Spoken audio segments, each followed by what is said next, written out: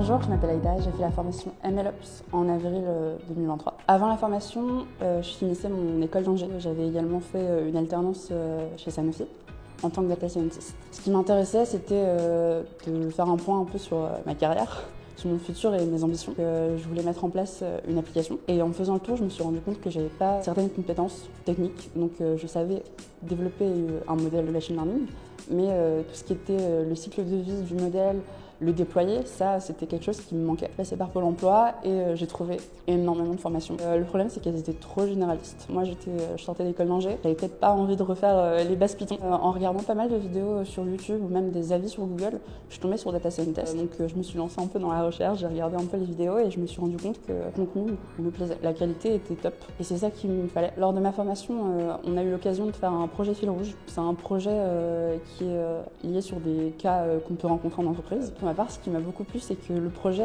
il avait vraiment une structure. C'était vraiment cool et ça changeait un peu du projet qu'on peut retrouver en formation ou en école.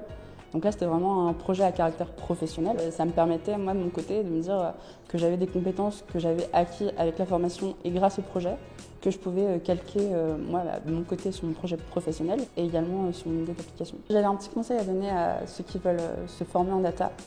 C'est de foncer et de ne pas forcément être stoppé par le syndrome de l'imposteur qu'on peut avoir. Rentrer dans une formation ou une reconversion professionnelle, ça fait peur. Il faut vraiment se rappeler de pourquoi on veut faire cette formation et également aussi de oser poser des questions à l'équipe. Parce que vraiment, ils sont là pour ça, ils aiment se rendre utiles. C'est pour ça qu'on a un peu le caractère humain qu'on ne retrouve pas forcément dans d'autres formations. Alors une petite anecdote, pendant ma formation, j'avais eu l'opportunité de faire un call avec ma programme manager qui me suivait tout au long de ma formation. Mika était vraiment au top, elle m'avait écouté, donc j'avais quelques problèmes au niveau du suivi de ma formation. J'étais un peu en retard, super réactive, vraiment.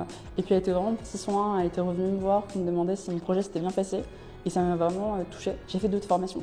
Et c'est des choses où on ne va pas forcément recontacter la personne. Et aujourd'hui, je travaille avec elle. La raison pour laquelle j'ai postulé en tant que programme manager, c'est que je me posais vraiment des questions sur est-ce que je voulais continuer dans la data ou est-ce que je voulais un peu suivre mon cœur. Moi, mon but, c'est toujours de trouver des services qui puissent aider les personnes et que je peux être un peu ce que Mika a été pour moi. Et c'est pour ça que j'ai rejoint l'équipe PM, qui est mieux qu'une apprenante pour aider des apprenants. Je vous avoue qu'il n'y a pas de journée type dans l'équipe Programme Manager, donc ça peut aller de l'entretien de suivi d'un apprenant qui rencontre une difficulté ou bien d'aller discuter avec le chef de cohorte pour mettre en place des aménagements ou vu que j'ai fait un peu de data, pouvoir les aider sur le côté data aussi. On est là pour ça justement, pour les aider, les accompagner et les rassurer, les féliciter quand ils réussissent des certifications. Souvent des retours d'apprenants qui nous disent merci, ça me touche vraiment que vous soyez là derrière nous à nous soutenir, donc ça c'est top.